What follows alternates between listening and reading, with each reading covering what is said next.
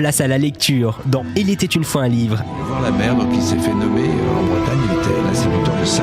Avec Nathalie Ramage sur Fréquence 8. Bonjour à tous et à toutes. Cette semaine, je retrouve avec plaisir Christine de Rennes, enseignante, pour nous présenter son coup de cœur de la semaine, Jenny Colgan, Une saison au bord de l'eau. Donc, bonjour Christine. Bonjour. Donc, nous avons parlé présenter le personnage principal qui est Flora Mackenzie, qui revient donc sur son île du bout du nord de l'île principale de... On ne peut pas trouver sur les cartes parce qu'elle n'existe pas, mais ça existe, il y a des îles identiques. Voilà, c'est une île romanesque créée pour le livre, mais qui ressemble étrangement à toutes ces îles du nord de l'Écosse. Oui. Il y a un personnage, alors je dirais un personnage à part entière dans ce livre, qui n'en est pas un, c'est la cuisine. Ah oui, c'est ce que j'allais dire, oui. C'est très très important. La cuisine, du début à la fin, non pas qu'il mange tout le temps. Non, mais c'est important la nourriture. La nourriture est vraiment quelque chose de fondamental dans leur culture. Lien. Voilà. C'est du lien autant dans la préparation que dans le fait de le manger. Et en fait, ils en ont besoin au niveau calorique quand même. Faut quand même aussi, ils sont quand même dans le froid, des moins... On parle rarement de la température, mais bon, il fait -5, il fait pas froid ce matin, donc bon, nous, -5 déjà. Mais c'est très très joli. Et donc le personnage de la nourriture, c'est très important. Et le deuxième personnage, qui est le premier, je pense que c'est l'île. L'île, c'est le personnage important. La nature, oui. Et donc, notre Flora, quand elle revient, donc après... Elle se dit, bon, ça va pas durer longtemps, je vais être là 8 jours, 15 jours. Bon, ça dure quand même beaucoup plus longtemps, mais tant pis. Elle accepte, quoi. Alors, elle accepte de rentrer dans le rôle que les autres attendaient qu'elle rentre. C'est-à-dire qu'elle commence à s'occuper de la maison, récurer la cuisine. Donc là, les frères, quand même, ils disent, waouh, je trouve ça bien, quand même. Enfin, ils sont quand même contents, quand même. Puis la petite nièce, elle est très marrante, elle vaut son pesant de cacahuètes parce qu'elle trouve ça drôlement bien. Et d'un coup, il y a une dame qui s'occupe de ça. Et elle... Au fin fond d'elle-même, elle dit oui, mais elle ne doit pas comprendre que c'est sûrement une femme qui peut faire ça. Tout le monde peut le faire.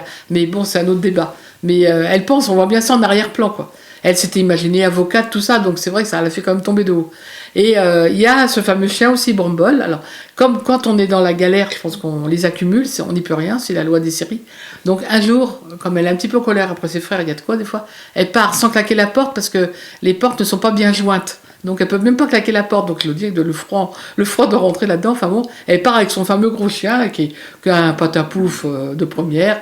Alors elle l'emmène sur un chemin assez escarpé et le chien, il se casse la patte. Enfin, il se tord la patte dans un trou, quoi. Et alors elle peut pas le porter, le chien. Et là, elle rencontre un personnage important dont on n'a pas encore parlé, qui s'appelle Charlie, qui lui. Oui, parce qu'entre-temps, il faut bien évidemment, comme on disait hier ou avant-hier, le climat change tous les quarts d'heure.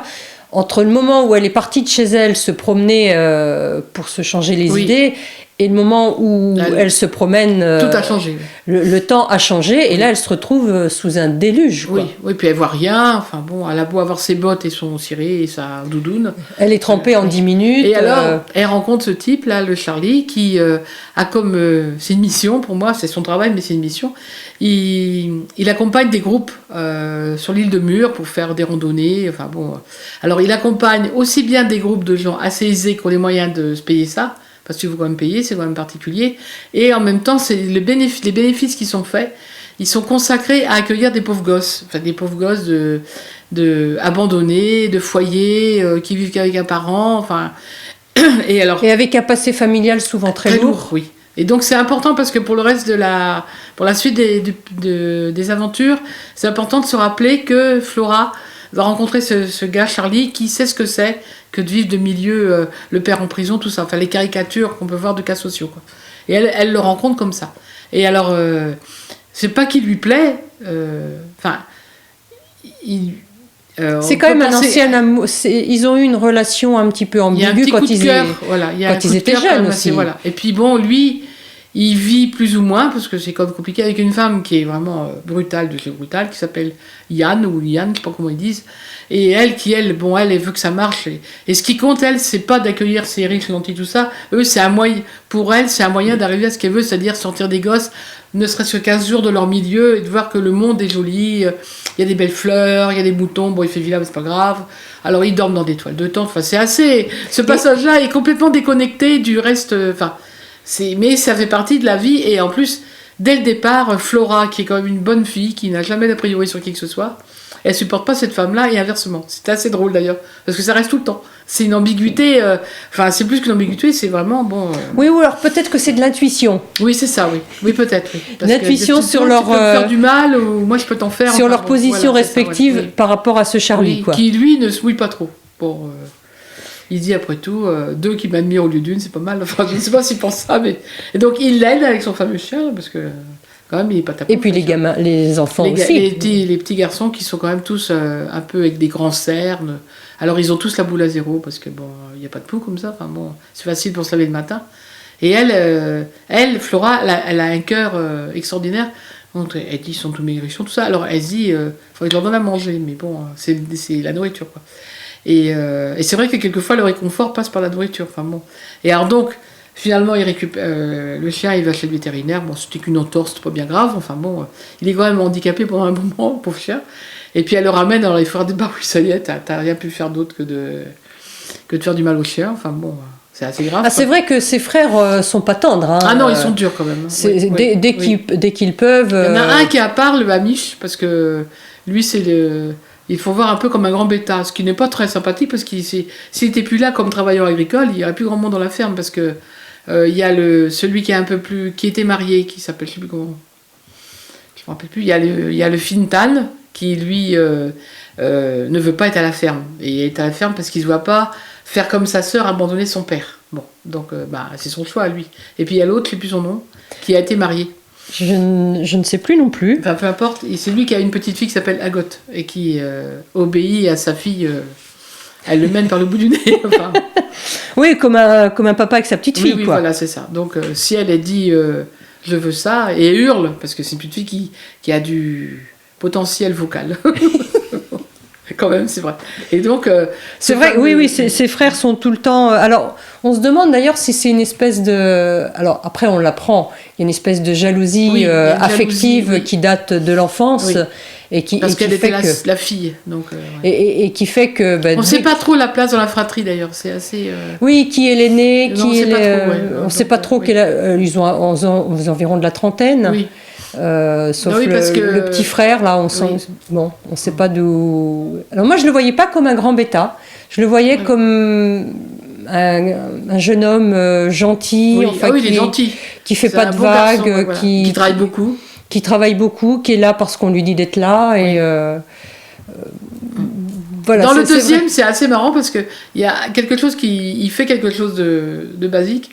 Il s'achète une voiture, donc après il faut découvrir quelle voiture c'est. Et là, on voit quel personnage c'est avec le type de voiture qu'il a pris. C'est assez amusant parce qu'on l'aurait imaginé avec une grande Land Rover ou une grosse. Et non, il prend une voiture qui va pas du tout avec l'île, mais c'est pas grave, tout le monde l'accepte. C'est ça qui est très beau quand même, parce que tout le monde dit c'est bizarre qu'il a pris une voiture qui ne va pas, qui irait sur les goudrons, pas sur les terres, tong.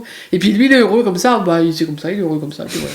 Mais c'est vraiment bien parce qu'on se dit, c'est le seul moment vraiment où ça sort un peu. Et puis il y a l'autre, le frère que j'aime bien. Moi, il s'appelle Fintan ou Fintan, je sais pas trop. Fintan. Alors lui, il veut pas être à la ferme. Enfin bon. Et alors. Lui, c'est un agriculteur contrarié, voilà, quoi. Vraiment, c'est pas son truc. Et alors, il passe au moins 5-6 heures, 7 heures par jour, caché dans la laiterie, et il fait des trucs. Bon, on sait pas quoi. Donc, on se doute que ça. Bon, alors après, dans une laiterie, il n'y a pas non plus 36 choses à faire. On se doute bien que ça a un rapport avec le beurre ou le fromage, mais c'est vrai, c'est un créateur. Enfin, donc, il crée des fromages. Et alors, elle. Parallèlement, comme elle fouille dans la maison et qu'elle range tout ça, elle trouve un joli petit cahier, dans lequel il y a des recettes écrites de la main de sa maman. Alors, elle est extrêmement touchée parce que c'est un truc que sa maman a eu avec elle tout le temps, qu'elle a eu contre elle, qu'elle a porté, qu'elle a écrit, il y a son écriture. Alors il y a les petits commentaires de la maman, faites pas cuire trop ça comme ci, faut pas faire ça, faut pas faire brûler. Si, on peut y aller, faire brûler, c'est meilleur brûler. Enfin, il y a les scones. Et alors cette recette-là, faut la faire quand il est contrarié, ça va le réconforter. Voilà, ouais. Enfin, il y a toutes ces... C'est très, très joli. Enfin, alors en fait, elle est très émue. Ce livre de recettes, on sent que c'est l'intimité de la maman. Oui, quoi. ça serait comme un vêtement, comme un bijou intime ou un truc comme ça. Oui, c'est vrai qu'on Et sent... alors en plus, je gardais la particularité d'avoir été offert par son papa. C'est lui qui avait trouvé le carnet. Alors elle, la fille, a dit sans doute pour un cadeau d'anniversaire quelconque. Et elle aurait dit, c'est bien mon père d'avoir offert un carnet. Et il n'avait pas d'idée d'offrir un bijou, je sais pas quoi. Enfin, c'est vrai que ça peut arriver, quoi. Et donc... Non, mais ils sont très pratiques. Oui, et donc, bah oui, ça... Et alors, il avait mis une dédicace, très touchante, d'amour, quoi. Enfin, quelque chose de simple. Et elle est émue, parce qu'elle est, dans son idée, c'est sous-entendu que son papa a utilisé la maman pour tenir la maison, tout ça, pendant que lui, il était dehors à travailler dur. C'est pas qu'il allait s'amuser, hein. Et là, du coup, il y a une part de Flora qui se réconcilie avec son papa, en disant, tiens, il pouvait être romantique avec maman, c'est extraordinaire. Enfin, oui, finalement, puis quand à même, sa elle voit manière... son père qui n'a pas encore fait son deuil, quand même. Enfin, bon, et à sa manière, je veux dire, c'est un agriculteur rude, mais il avait sa manière à lui d'aimer et qui là la touche, parce qu'elle n'est pas habituée à ça. Elle n'est pas habituée à ça, puis peut-être aimerait-elle qu'un homme l'aime à ce point comme ça, quoi. Enfin, parce que avec peut-être un peu plus de douceur. peut-être, parce que quand même il est rustre. Mais c'est pas lui le plus rustre. Enfin, si, il est rustre, mais c'est un homme aussi de son âge, il n'a pas l'habitude. Parce que quand il accepte bien que la vie change. Parce que quand elle est partie à Londres, elle a, je dirais, perdu l'habitude de cette rudesse, quoi. En plus, elle avait un colocataire qui est quand même quelqu'un présenté comme délicat, comme précieux, attentionné, précieux. Et donc, ce qui se dit pas, tout ça. Oui. Et donc elle retourne dans ce milieu de la jeunesse avec lesquels elle a perdu contact en fait. Donc faut qu'elle s'y remette, faut qu'elle se réhabitue. C'est compliqué quand même. Enfin, je pense que ça doit être difficile. Faut qu'elle se réhabitue, quoi. Oui. Et puis ça fait ça aussi avec des gens qu'on voit pas souvent. Enfin, moi, dans ma famille, il y a des gens que je vois plus maintenant que je l'ai vu, mais bon. Et à chaque fois, quand je le retrouvais, notamment un de mes cousins, fallait que c'est pas qu'il est rude, mais il est blanc, c'est blanc, noir, c'est noir. Disons qu'il n'y a pas beaucoup de demi-teinte. Et à chaque fois, quand je le retrouvais, des fois, j'avais été 1 an sans le voir, il fallait que je mettais une petite journée à me réhabituer. Parce que quand il me disait un truc, je me disais, mais comment de quel toupet, et en fait c'est un peu ça, qu'est-ce qu'il a à me dire ça, mais en fait au fond du fond il me le disait parce que c'est un truc vrai en vrai, quand je réfléchis c'est un truc vrai. On perd l'habitude alors que les gens ne changent pas, ne changent pas dans leur fonctionnement, ils restent les mêmes, relationnel le même, mais c'est la façon de le dire quelquefois n'est pas forcément, je pense que le papa c'est ça, enfin il n'a pas forcément tout enveloppé de coton, quoi, enfin c'est boum boum quoi. Et elle, grâce à ce livre de cuisine, à ce personnage qui intervient à la cuisine, elle se dit, je vais faire à manger. Et alors, elle fait les recettes de sa maman. Et alors donc, une soupe, tout ça. Alors, quand les gars arrivent, tout crottés, ils ont travaillé toute la journée, ils sont quand même épuisés. Dès qu'ils rentrent dans la maison, il y a les odeurs. C'est l'odeur. Alors, c'est important les odeurs dans la vie. La voix, par exemple, de quelqu'un qu'on entend au téléphone, qu'on n'a pas entendu depuis longtemps, c'est important. Mais une odeur, quand on rentre quelque part et qu'on dit, ah oui, ça sent. C'est la mémoire olfactive, quoi. Alors, il y a les murs, tout ça. Les associations que l'esprit peut faire. Indépendamment de notre volonté, c'est carrément comme ça. Et alors donc, et du coup, elle renoue, elle est quelque part remise à sa place, qui n'était pas sa place avant, mais elle reprend une place en tant que, je peux faire... en plus, elle a peur de perdre le carnet, alors elle le cache, c'est très très mignon. Et elle se dit, je pourrais faire à manger dans un petit endroit, là, kitchen, je sais pas comment. Oui, c'est un petit... c'est un petit truc, alors des scones, des trucs comme ça, des sandwichs. De la nourriture à emporter, quoi. De la tourte, des trucs qui donnent très caloriques, qui donnent envie de goûter, parce qu'en fait, quand tu parles de ces tartes à la mûre, là, faut vraiment être solide, faut pas avoir faim. Ça donne envie. La crème que son frère fait, qui est la crème. Le beurre, le plus vrai beurre du monde, la crème, la vraie crème, de la vraie eau. Ça, c'est un truc que dit tout le temps le Colton Rogers quand enfin il daigne arriver. Ah, mais écoute, moi, c'est tout est extraordinaire. Enfin, bon, Oui, comme on parlerait d'un whisky, quoi. Oui, c'est ça, voilà. Elle a un goût, alors. Les autres qui sont de l'île, bon, elle a un goût, elle a de l'eau, quoi. Enfin, bon, Oui, c'est de l'eau. C'est de l'eau, quoi. Mais pour lui, forcément, américain, new-yorkais, à Los Angeles aussi, bon. L'eau du robinet, elle a goût d'eau de javel, enfin, puis l'eau de bouteille, elle a goût de bouteille, enfin bon. Là, alors que là, on est sur des vraies eaux de source. Oui, c'est vraiment incroyable. Enfin, je trouve que c'est très très bien vu. C'est un livre qui paraît léger, mais en fait, en profondeur, il y a beaucoup de choses, si on veut décaper un peu. Et donc, elle s'installe à faire son petit restaurant, là. Et donc, après, elle va embaucher 2 jeunes filles qui sont allées un peu travailler sur la Grande Île, l'île principale, et qui sont super contentes de revenir là parce que elles n'avaient pas l'ambition de Flora d'aller vivre ailleurs une vie extraordinaire, théâtre, tout ça. Elles avaient envie de vivre tout simplement, quoi, avoir une famille, tout ça. Donc cette possibilité qu'elle a de leur offrir du travail, alors elle recopie les recettes parce qu'il ne s'agit pas que quelqu'un d'autre prend le carnet de sa maman. Et donc elle recopie les recettes et puis elle dit on doit faire exactement à la lettre. Si c'est marqué 1 décilitre, c'est pas 1 décilitre, un petit bout, c'est 1 décilitre. Et c'est très très. Oui, puis là, c'est une sorte de testament. Oui, voilà, je dirais que c'est une espèce de loyauté vis-à-vis de sa mère, de faire revivre sa mère, en fait. Voilà, c'est ça. Et les autres personnes qui ont connu cette maman qui s'appelait Annie, elle dit ah mais c'est exactement la tourte de Annie. J'ai l'impression qu'Annie va arriver au bout là-bas. Alors le père, ça lui fait 3 nœuds à l'estomac parce qu'il sait qu'elle va pas arriver. Mais d'un autre côté, il est heureux quand même parce que bon, sa fille fait ça, quoi. C'est une manière un petit peu de. Et puis il a des façons de parler à sa fille parfois. Il dit alors la petite, il est quand même très affectueux. Il dit ça va. Et alors elle dit ça va, mais en fait elle sait pas si ça va parce qu'en fait elle est au quotidien donc elle est embraguée dans son quotidien. C'est un peu comme un train qui est lancé sur les rails et puis elle se pose plus. Et alors elle finit quand même par rencontrer ce Colton Rogers. Voilà. Qui est également comme elle pensait, enfin c'est un vrai milliardaire, mais pour lui, il est simple quand même dans sa façon de parler, il n'est pas snob, enfin c'est vrai, il n'y a pas de snobisme là-dedans. Mais bon, lui, il veut pas ces fameuses éoliennes. Alors, il dit comment est-ce que je peux faire pour pas avoir les éoliennes? Je sais, on peut les mettre, c'est un petit peu juste de l'autre côté. Tant pis pour les autres. Oui, c'est ça. Oui, alors lui c'est un personnage.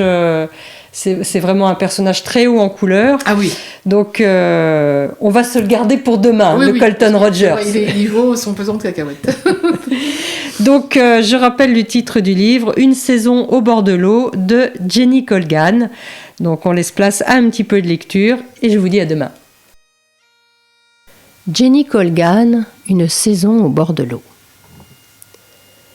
Elle aurait bien claqué la porte derrière elle. Mais cette dernière n'était jamais fermée l'été. Et puis, elle était un peu gondolée et personne n'avait pensé à huiler les gonds, ce qui rendait également Flora folle de rage. Avaient-ils tous baissé les bras, tout simplement? Et maintenant, ils s'en donnaient à cœur joie avec leur « ha-ha », l'asticotant exactement comme ils l'avaient toujours fait. Mais personne n'était là pour prendre sa défense. Eh bien, elle n'allait pas tolérer ça. Elle allait partir. Aller quelque part. Mais où?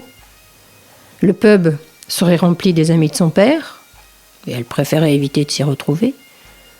Tout le reste était fermé. Nom d'un chien, cet endroit. Mais elle ne pouvait pas rentrer chez elle non plus. À la place, elle décida de grimper sur le mont Carndine pour se vider la tête. Le grand mont, depuis lequel on voyait jusqu'à l'île principale, et aux îles plus éloignées si on se tournait dans l'autre direction, était une belle colline, plus proche d'une montagne en réalité. Les gens venaient du monde entier pour l'escalader et l'hiver, il était recouvert de neige.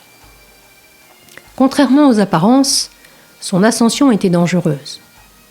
On pouvait, à tort, la prendre pour une petite randonnée d'été facile, alors qu'en réalité, elle était exceptionnellement difficile et pouvait s'avérer périlleuse par mauvais temps. Pas une saison ne passait sans qu'on fasse appel au secours en montagne pour un crétin quelconque qui pensait se faire une petite balade jusqu'en haut de la jolie colline verdoyante pour se retrouver en difficulté bien plus rapidement qu'il ne l'aurait imaginé, malgré les nombreux panneaux et les mises en garde explicites des guides touristiques. Les Muriens, qui remplissaient souvent le rôle de sauveteurs pendant l'été, se moquait de ce genre de choses. Il refusait d'avoir affaire aux gamines qui montaient en tongs et t-shirts, et aux garçons persuadés de pouvoir traverser un col sans corde, qui accueillaient avec gratitude les chiens de sauvetage et les commentaires ironiques des gens du coin. Flora, bien sûr, connaissait le mont comme sa poche. Elle l'avait escaladé pour la première fois à l'âge de 9 ans. C'était aussi le lieu de la sortie scolaire alternative, ce qui ne manquait jamais d'entraîner de vives protestations. L'autre classe allait à Esker. Ce village de l'île principale accueillait l'été une fête foraine minable, avec des attractions bruyantes et des stands ouvertement frauduleux qui provoquaient malgré tout une grande excitation chez les petits insulaires en manque de stimulation. Ils revenaient les bras chargés d'énormes sucettes et de jouets en feutrine bon marché, regardant de haut les grimpeurs qui n'avaient rien à part des gamelles vidées, des sandwichs avalés à 10h du matin, des pieds endoloris et parfois des capuches pleines d'eau de pluie. Il était déjà tard, mais les soirées étaient si longues désormais. Et en grimpant, Flora commença à respirer profondément et à profiter du paysage autour d'elle. Au bout de 10 minutes, elle se retourna et, surprise, vit que Bramble la suivait, haletant gaiement. « Ah non !» s'écria-t-elle. « Non, redescends ! Sérieux, j'ai besoin d'être seule !» Bramble n'en tint absolument pas compte.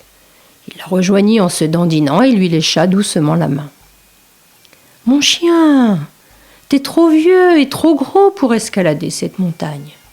Et si tu restes coincé ?» Bramble remua doucement la queue. Flora regarda derrière elle. Si elle le ramenait jusqu'en bas, elle devrait à nouveau pénétrer dans la cuisine et le silence pesant qui, elle en était certaine, se serait installé sur tout le monde et s'excuser de s'être emportée ou, plus généralement, elle passerait simplement pour une idiote.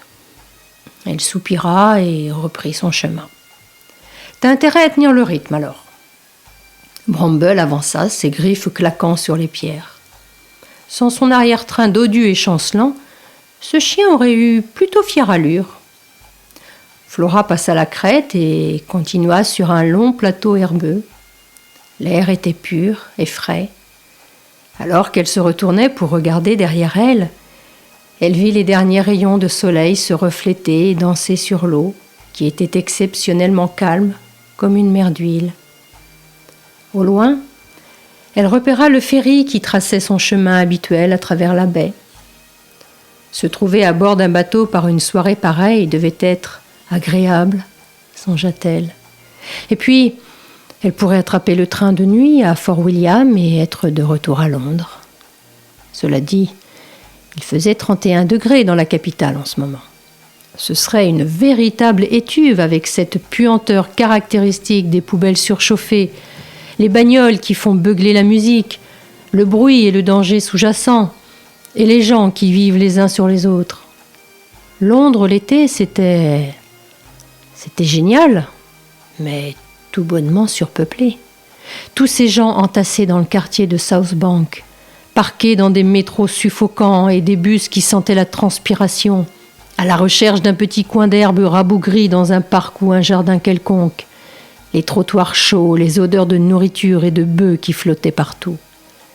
Ici, indéniablement, elle pouvait respirer. Mais ce n'était pas le problème, se contredit-elle elle-même. Pas du tout. Personne ne niait que le coin était beau. Bien sûr qu'il l'était. C'était magnifique, tout le monde le savait. La question était, est-ce que c'était bien pour elle ? Pour tout ce qu'elle rêvait d'accomplir ? Pour tout ce qu'elle voulait faire de sa vie ? Quoi que ce soit. Place à la lecture dans Il était une fois un livre. Voir la mer, donc il s'est fait nommer en Bretagne, il était l'instituteur de Sars. Avec Nathalie Ramage sur Fréquence 8.